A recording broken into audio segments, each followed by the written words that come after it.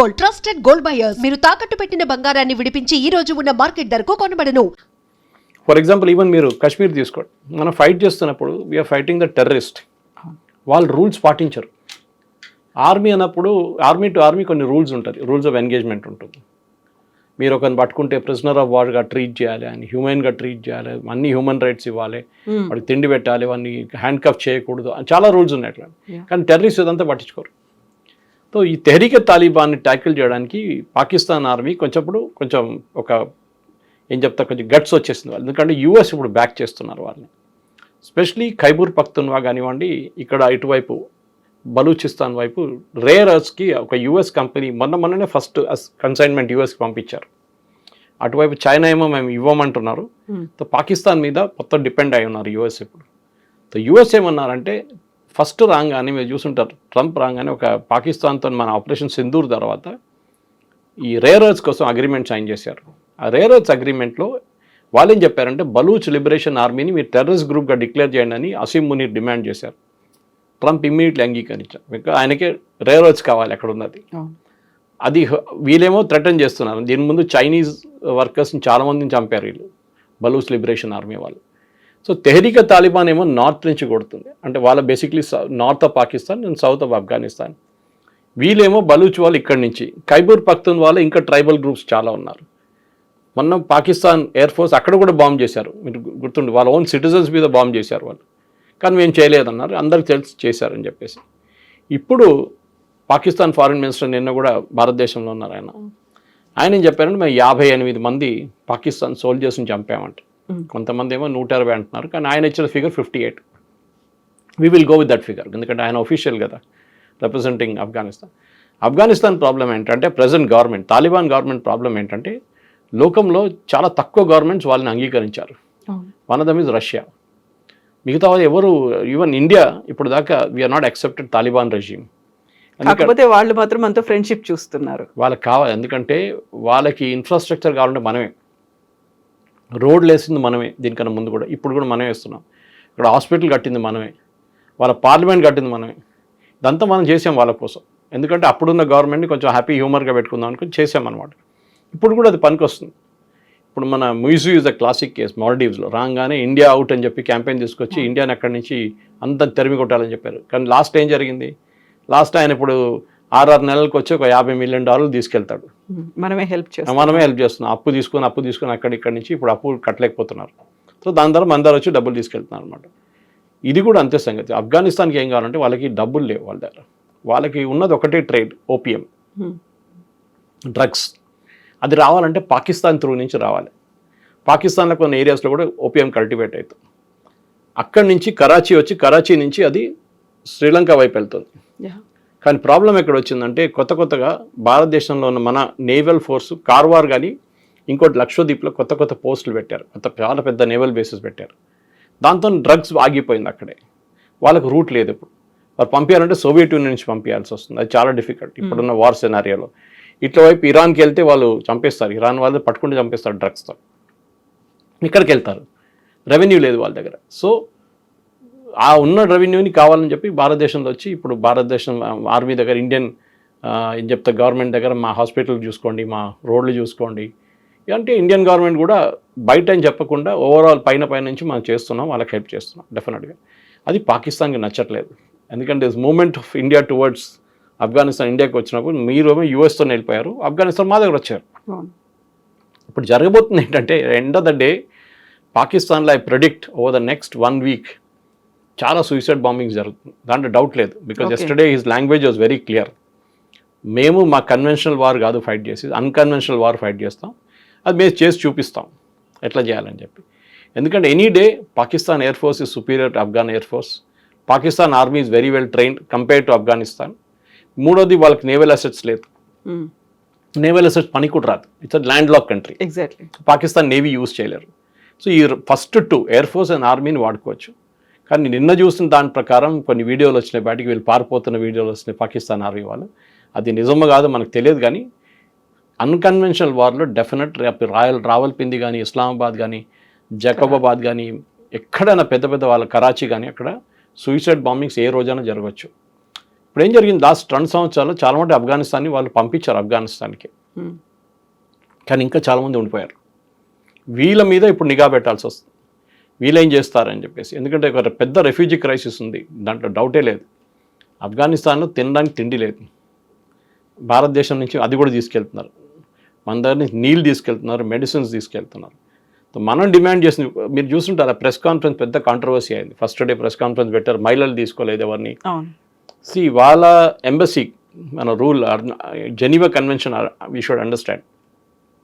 భారతదేశం యుఎస్లో ఉన్న కన్సులేట్ ఉందనుకోండి మనది, లేకుంటే ఎంబసీ బ్రిటన్లో ఉన్న ఎంబసీ లండన్లో, బ్రిటిష్ పోలీస్ దాని లోపల రావరు. It's your own territory. Same thing with Afghanistan here also. మీరు చాణక్యపురి ఢిల్లీకి వెళ్తే అదంతా వాళ్ళ టెరిటరీ, అక్కడ Indian police cannot enter. Even ఒక మర్డర్ కేసు జరిగితే కూడా వాళ్ళు పర్మిషన్ ఇస్తేనే లోపల ఎంటర్ చేయొచ్చు మనం. అది పెద్ద ఇష్యూ అనమాట. సో ఇక్కడ వాళ్ళు ప్రెస్ కాన్ఫరెన్స్ పెట్టిన వాళ్ళు డిసైడ్ చేశారు ఎవరిని పిలవాలని చెప్పి. కానీ నెక్స్ట్ డే బహుశా ఇండియన్ గవర్నమెంట్ రియాక్షన్ చూసి సరే మేము ఇంకో ప్రెస్ కాన్ఫరెన్స్ పెడితే అందరిని పిలిచారు, మహిళల్ని ఇంక్లూడ్ చేశారు. ఏం చేశారు? నథింగ్. వాళ్ళు అడిగిన ప్రశ్నకి ఆయన జవాబులు ఇచ్చారు, వెళ్ళిపోయారు. అందరు హ్యాపీగా సమోసా చాయ్ తినేసి తాగేసి వెళ్ళిపోయారు. దిస్ ఇస్ పాయింట్ ఎక్కడ వస్తుందంటే ఆఫ్ఘనిస్తాన్ ఒక మోడర్న్ కావాలంటే వాళ్ళు మార్చుకోవాలి, వాళ్ళ వే ఆఫ్ థింకింగ్ మార్చుకోవాలి. అది చేయరు, because they are like that. వాళ్ళు హార్డ్ కోర్ ఇస్లామిక్ ప్రిన్సిపల్స్ నుంచి వచ్చిన వాళ్ళు. ఇప్పుడు ఇరాన్ ఏం తక్కువ కాదు, మన దగ్గర కూడా సౌత్ కెనరా ఏరియాలో హిజాబులు ఉండాలి, బుర్కాలు వేసుకోవాలని చెప్పి కంపల్సరీగా చేస్తున్న మనుషులు మన ప్రెస్ కాన్ఫరెన్స్ పెడితే వీళ్ళందరూ ఏడ్చుకున్నారు. ప్రియాంక వాద్రా వీళ్ళందరూ. ప్రియాంక వాద్రా కాన్స్టిట్యున్సీలోనే ముస్లిం మహిళలు, ముస్లిం పిల్లలు స్టేజ్ మీద ఎక్కకూడదు, ప్రైజ్ తీసుకోవడానికి కూడా it is not allowed under Islam అని చెప్పి, సమత అని చెప్పి ఆర్గనైజేషన్ అక్కడ ఒక కాన్ఫరెన్స్ పెట్టినప్పుడు ప్రైజ్ డిస్ట్రిబ్యూషన్ సెరమనీలో అమ్మాయిల్ని స్టేజ్ మీద రానియలేదు. ఇంకో పిక్చర్ కూడా మీరు చూసుంటారు, అమ్మాయిలు అబ్బాయిల్ని సపరేట్ చేసే కర్టన్ వేసి ఒక క్లాస్ చెప్తారు. ఇది ప్రియాంక గాంధీ వాద్రా వాయనాడులో జరుగుతుంది. ఆమె ట్వీట్ చేస్తుంది, ఏమి తాలిబాన్ వాళ్ళు మహిళలను పిలవట్లేదు అని చెప్పి. So one should remind her where the truth is in between అనమాట. తాలిబాన్ వాళ్ళు వాళ్ళ పని చూసుకుంటాం, వీ కెనాట్ ఇన్ఫ్లుయెన్స్ దెమ్. మనం చెప్పలేం, కానీ చెప్పాము. నెక్స్ట్ డే వాళ్ళు దానికోసం చేంజ్ అయ్యారు. కానీ ఇప్పుడు ప్రెజెంట్లీ పాకిస్తాన్లో I think over the next 20-25 days Pakistan చాలా కేర్ఫుల్గా ఉండాల్సి వస్తుంది. వాళ్ళు ఏమంటున్నారు, మా మీద దాడి చేస్తే మేము చేస్తూ ఉంటున్నాం. కానీ మీరు చేస్తే ఇంకా సిచ్యువేషన్ ఇంకా హారబుల్ అయిపోతుంది. స్పెషలీ బార్డర్ ఏరియాస్లో, పెటా ఆ ఏరియాస్లో అంతా, పెషావర్ ఏరియాస్లో it be messed up, completely mess up అయిపోతుంది. ఇంకా బహుశా చాలామంది చనిపోతారు. ఆఫ్ఘనిస్తాన్ వాళ్ళకి నంబర్లు పట్టించుకోలేదు, వాళ్ళు పట్టించుకోరు. ఎందుకంటే వాళ్ళు సోవియట్ యూనియన్తో ఫైట్ చేశారు, తర్వాత యుఎస్తో ఫైట్ చేశారు, నేటో ఫోర్సెస్తో ఫైట్ చేసిన వాళ్ళకి ఇది చాలా ఈజీ. ఒక 100 మంది చనిపోతే రోజు కూడా వాళ్ళకి ప్రాబ్లం లేదు, దే విల్ ఫైట్. కానీ పాకిస్తాన్కి చాలా ఎంబరాస్మెంట్ అయిపోతుంది అది, ఎస్పెషలీ వాళ్ళ ఏదైనా డిప్లొమాటిక్ అసెట్స్ ఎఫెక్ట్ అవుతుంది. రేపు మన యుఎస్ ఎంబసీ మీద దాడి చేశారనుకోండి, ఇస్లామాబాద్ కానీ రావల్పిండి కానీ, it will be a big blow అనమాట. చైనీస్ వాళ్ళు ఎట్లా పారిపోయారు, చైనీస్ టెక్నికల్ వర్కర్స్ అంతా పాకిస్తాన్ నుంచి, రోడ్ కడుతున్న వాళ్ళు, డ్యామ్ కడుతున్న వాళ్ళు అందరూ పారిపోయారు లాస్ట్ 6 monthsలో. అదే పరిస్థితి యుఎస్ కూడా అయిపోయింది. సో ఇప్పుడు పాకిస్తాన్ని ప్రపంచ పటంలో లేకుండా చేస్తాం, ఉనికే లేకుండా చేస్తాము అనేది రాజ్నాథ్ సింగ్ చెప్పిన మాట. ఒకవైపు ఏమో బలూచ్ లిబరేషన్ ఆర్మీ ఉంది, ఇంకొక వైపు తెహ్రీకే తాలిబాన్ ఉంది. అంటే వాళ్లే పాకిస్తాన్ని చూసుకుంటున్నారా? మనం ఆపరేషన్ 2ని సింధూర్ని స్టార్ట్ చేయాల్సిన అవసరం లేదంటారా? అక్కర్లేదు. మనం కూడా పాకిస్తాన్ ఏం చేస్తున్నారు, వాళ్ళ వైపు నుంచి జైషే మొహమ్మద్ కానీ, ఈయన మసూద్ అజర్ వాళ్ళ అవుట్ఫిట్ కానీ, వీళ్ళందరూ ఇండియన్ ముజాహిదీన్ అన్నీ వాళ్ళ దగ్గర కూడా ఒక 6 గ్రూప్స్ ఉన్నారు. వాళ్ళందరినీ మన వైపు వాడుకుంటున్నారు. కాశ్మీర్కి వచ్చి అక్కడ టెర్రరిస్ట్ యాక్టివిటీస్ కండక్ట్ చేస్తున్నారు. వాళ్ళు కొంతమంది పారిపోతున్నారు, కొంతమంది చంపేస్తున్నారు మన ఆర్మీ వాళ్ళు, అంతా జరుగుతుంది అనమాట. కానీ అదే పాలసీ మనం కూడా అడాప్ట్ చేస్తున్నాం. ఇప్పుడు బలూచిస్తాన్ మీరు ఎప్పుడు వింటారు, ఇండియన్ ఆర్మీ సపోర్టెడ్ టెర్రరిస్ట్ అని పాకిస్తాన్ స్టేట్మెంట్ ఇస్తారు. అది జాఫర్ ఎక్స్ప్రెస్ బాంబింగ్ జరిగిన తర్వాత కూడా, దాని తర్వాత అక్కడ ఏదైనా ఇన్సిడెంట్ జరిగితే బలూచిస్తాన్లో వీళ్ళు చెప్పేది ఇది. కానీ పాకిస్తాన్ మర్చిపోకూడదు, ఒక 6 నెలలు 8 నెలల ముందు పాకిస్తాన్ అండ్ ఇరాన్ బాంబింగ్ చేసుకున్నారు. వీళ్ళు వాళ్ళ మీద బాంబ్ చేస్తారు, వాళ్ళు వీళ్ళ మీద బాంబ్ చేసి 2 ఖతం చేసుకున్నారు. సో ఇక్కడ ప్రాబ్లం ఎక్కడ వస్తుందంటే, ఈ సోవియట్ యూనియన్ ఓడించడానికి ఇదే ఇరాన్, సౌదీ అరేబియా, ఇంకా చాలా ఇస్లామిక్ నేషన్స్ చాలా డబ్బులు పెట్టారు ఆఫ్ఘనిస్తాన్లో. ఇప్పుడు తాలిబాన్ వాళ్ళు చెప్పిన నంబర్ ప్రకారం వాళ్ళ దగ్గర 2 లక్షల మంది ఆర్మ్ ఫోర్సెస్ ఉన్నారు, ఇంక్లూడింగ్ పోలీస్ ఫోర్సెస్. అది కొంచెం ఎగ్జాజరేట్ చేసి ఉండొచ్చు, 1,00,000 ఉండొచ్చు కావాలంటే. 1,00,000 కూడా పెద్ద నంబరే కదా. And that to not conventional war, unconventional war fight చేస్తారు. సూసైడ్ బాంబర్స్ ఉండి ఉంటారు. ఏదైనా తయారు వాళ్ళు అట్లనే వాళ్ళు, ఎందుకంటే వాళ్ళకి ఇంపాక్ట్ కావాలి. వెళ్ళి మీరు ఒక తుపాకీ తీసుకొని ఒకరిని కాల్స్తే కాదు కదా, అక్కడ వెళ్ళి సూసైడ్ బాంబింగ్ చేస్తే 100 మంది చనిపోతే బిగ్ న్యూస్ అనమాట. ది ప్రాబ్లం ముల్లా అమర్ కానీ వీళ్ళందరూ స్టార్ట్ చేసిన నెట్వర్క్ ఏది, దాని నడిమిట్లో హక్కానీ నెట్వర్క్ ఒకటి ఉంది పాకిస్తాన్ నుంచి ఉండే ముందు, వాళ్ళు కూడా దీంట్లో ఉన్నారు. ఇదంతా కలిసి ఆఫ్ఘనిస్తాన్ని బేస్గా వాడుకొని పాకిస్తాన్ మీద దాడి చేస్తారు. దాంట్లో మన మోటివేషన్ ఉందా అంటే బహుశా ఉండొచ్చు, ఐఎమ్ నాట్ డినయింగ్ ఇట్. ఇండైరెక్ట్గా రా వాళ్ళు చేస్తున్నారా లేదా అనేది we will never come to know, because రా అట్లా ఆపరేట్ చేయరు. వాళ్ళ ఆపరేట్ మెథడాలజీ డిఫరెంట్ ఉంటుంది అన్నమాట. ఎందుకంటే రేపు ఇదే తాలిబాన్ వాళ్ళు మన మీద కూడా ఒక రోజు రావచ్చు అని చెప్పి ఒక రియలైజేషన్ ఉంటుంది. పాకిస్తాన్ ఒక సెక్షన్ తీసుకొని డబ్బులు ఇచ్చి మన వైపు పంపించవచ్చు కాశ్మీర్కి. ఇన్ఫాక్ట్ అదే జరుగుతుంది అనుకున్నాం మనం. యుఎస్ పారిపోయినప్పుడు వీళ్ళందరికీ ఏం పని లేదు, అక్కడ జాబ్లెస్ అయిపోయారు. ఎవరిని చంపుతారు? చంపాల్సిన వాడు పారిపోయాడు, అక్కడ సోవియట్ వాళ్ళు పారిపోయింది, దాని తర్వాత యూఎస్ పారిపోయింది, నేటో వెళ్ళిపోయింది. ఎవరిని వెళ్ళి కొడతారు మీరు? సో పాకిస్తాన్ దొరికారు వాళ్ళకన్నమాట. సో వాళ్ళు ఆఫ్ఘనిస్తాన్ ఏమంటున్నారంటే మాకు సంబంధం లేదు తహరీకే తాలిబాన్తో, మీరు మీ వైపు నుంచి మా మీద దాడి చేస్తున్నా, మేము మీ వైపు మేము చేస్తాం దాడి, మమ్మల్ని బాంబ్ చేస్తే మేము కూడా చేస్తాం అని చెప్పి నిన్న రాత్రి బాంబింగ్ జరిగింది. 58 మంది చనిపోయేదని అంటున్నారు. కానీ ప్రాబ్లం అక్కడ కాదు. Problem is again I'm repeating is వీళ్ళ కన్వెన్షనల్ ఫోర్సెస్ మీద దాడి చేస్తే, ఒక ఎయిర్ ఫోర్స్ బేస్ ఏదైనా ఉండొచ్చు, మనకు తెలుసు. మన పాకిస్తాన్లో వాళ్ళ పిల్లలు చదువుతున్న స్కూల్ కూడా అటాక్ చేశారు, కేడెట్ స్కూల్ అటాక్ చేశారు. వీళ్ళు చాలా బాధ అనిపించారు, చాలామంది పిల్లలు చనిపోయారు దాంట్లో. So they will do anything, ఏదైనా చేస్తారు తెహరీకే తాలిబాన్. కానీ వాళ్ళు మీరు కంట్రోల్ చేస్తే ద ప్రాబ్లమ్ ఈజ్ అది ఇంకా అన్కంట్రోలబుల్ అయిపోతుంది. ఒక పొలిటికల్ సొల్యూషన్ కావాల్సి వస్తుంది దీనికి. పొలిటికల్ సొల్యూషన్ రావాలంటే వీళ్ళిద్దరు కూర్చొని మాట్లాడుకోవాలి. కానీ పాకిస్తాన్ డౌట్ ఏంటంటే వీళ్ళు ఆఫ్ఘనిస్తాన్ ఇండియా వైపు వెళ్తున్నారు, వాళ్ళ వైపు ఒక స్లాంట్ ఉంది వాళ్ళకి, వాళ్ళ దగ్గర నుంచి డబ్బులు తీసుకుంటున్నారు, వాళ్ళ దగ్గర నుంచి టెక్నాలజీ తీసుకుంటున్నారు, వాళ్ళ దగ్గర నుంచి రోడ్లు కట్టుకుంటున్నారు. ఇదంతా చూసిన తర్వాత భారతదేశానికి కూడా అర్థమైపోయింది ఇప్పుడు ఆఫ్ఘనిస్తాన్లో కూడా మనకు చాలా మటుకు న్యాచురల్ రిసోర్సెస్ చాలా ఉన్నాయి, రేర్ ఎర్త్స్. అక్కడ మనం ఎందుకు చేసుకోకూడదు?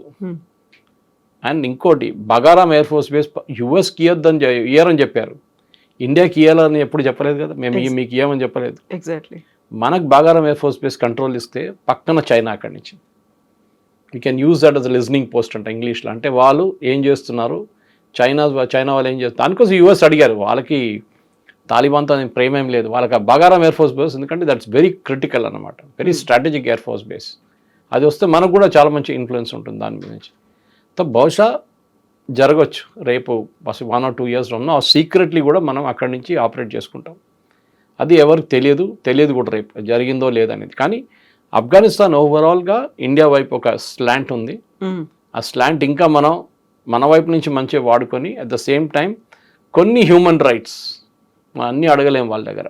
మహిళలకి కాకుండా పిల్లలకి ఎడ్యుకేషన్ మేము చూసుకుంటాము భారతదేశం, మీ పిల్లల్ని ఇండియాకి పంపించాం. చాలామంది అవుతున్నారు ఆఫ్ఘన్ స్టూడెంట్స్ ఇండియాలో. అది కాకుండా మనం స్కూల్ అక్కడ నడిపిస్తాం, కాబట్టి మహిళల టీచర్లు పంపిస్తాం. Okay, but you should not put much of restriction దాని మీద అని చెప్పొచ్చు. ఒక మోడరేట్ తాలిబాన్ అక్కడ ఉంది ఒకటి.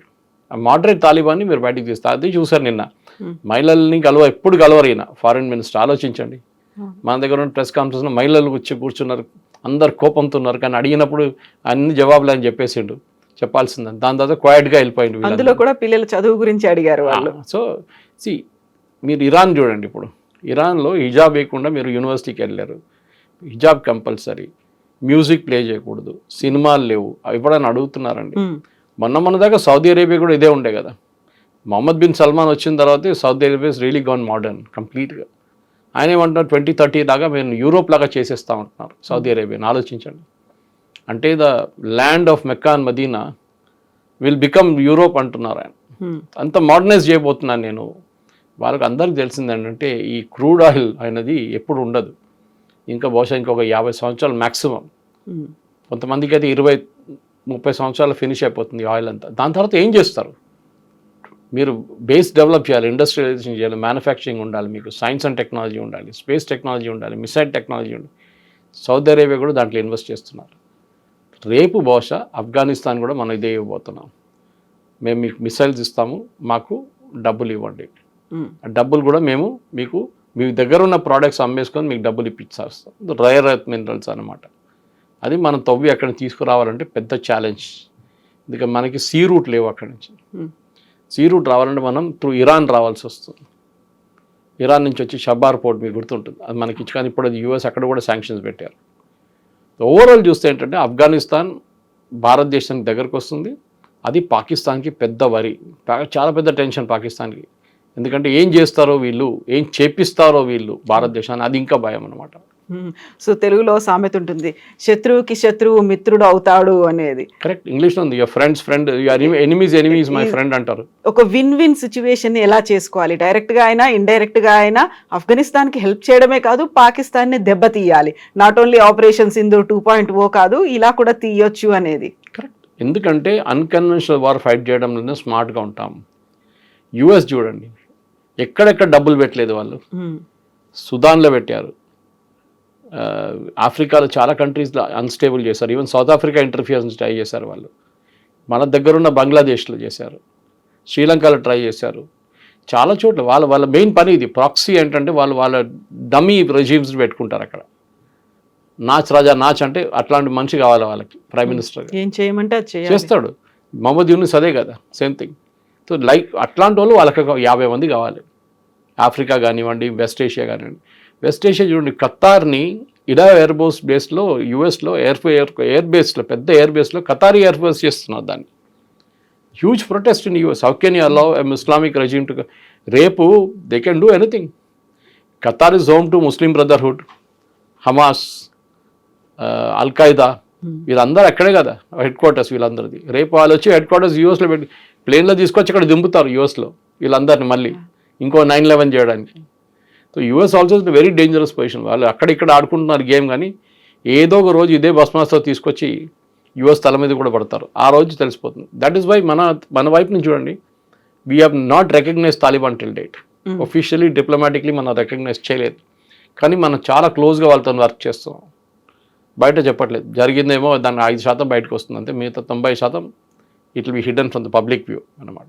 స్కూల్ కడతారు, బస్ స్టాండ్లు కడతారు, ఇది ఏం చెప్తారు, పార్లమెంట్ కట్టాం, హాస్పిటల్, అదన్నీ పబ్లిక్ ఐలో ఉంటుంది. అది కాకుండా అండర్ ద రడార్ చాలా ఉంటుంది అన్నమాట. స్పెషల్లీ డిఫెన్స్, అక్కడే వాళ్ళకి మోడర్నైజేషన్ కావాలి. వాళ్ళకి మోడర్నైజేషన్ కావాలంటే వాళ్ళు డబ్బులు ఇస్తే మనం చేస్తాం. No free work, simple as that. So దానికి మోదీ గవర్నమెంట్ పనిచేస్తున్నారు. డెఫినెట్గా ఒక 5-6 సంవత్సరాల తర్వాత దీని రిజల్ట్స్ మళ్ళీ బయటకు వస్తుంది. అప్పుడు మనం ఏం చేశారని చెప్పేసి ఒక క్లారిఫికేషన్ వచ్చేస్తుంది. సో ఆఫ్ లేట్ అయితే ఒక నమ్మదగినటువంటి మిత్రుడిగా భావిస్తోంది ఆఫ్ఘనిస్తాన్ భారతదేశాన్ని. డెఫినెట్గా వాళ్ళకి చాయిస్ లేదు.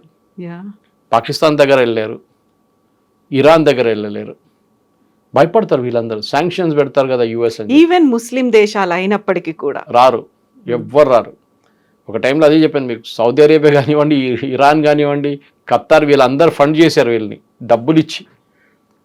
అదే తాలిబాన్ ఇప్పుడు ఎవరు ఇంగ్లీష్లో అంటారు, nobody is touching the with the barge pole also. So మా దగ్గర కూడా రావద్దు అంటున్నారు వీళ్ళని. అప్పుడు కూడా భారతదేశానికి వచ్చారు వాళ్ళ ఫారెన్ మినిస్టర్. శ్రీలంకకి వెళ్ళలేదు, పాకిస్తాన్కి వెళ్ళలేదు, మన దగ్గరకు వచ్చారు. That is the major difference. Thank you so much sir. Thank you. And don't forget to subscribe to iDream. And for more videos, Please subscribe to iDream. Please subscribe to iDream. Please subscribe iDream. And please subscribe to iDream. For more videos, subscribe to iDream. please like, share and subscribe to the channel. Congratulations, iDream. Subscribe to iDream. Subscribe to iDream. So subscribe to iDream Media. iDream ki iDream team andarki huge congratulations. Please subscribe iDream Media. Please subscribe to iDream. Subscribe iDream. Please subscribe to iDream. iDream అంటే నా కళల ఛానల్ను subscribe చేసుకున్న నోరు తిరుగుతలేదు, మీరైతే గంట గుర్తు కొట్టండి. For more such videos, please subscribe to iDream. Subscribe to iDream. Please subscribe to iDream. Please subscribe iDream Media. Please do subscribe to iDream. Please subscribe to iDream Media. For best entertainment and information, please subscribe iDream.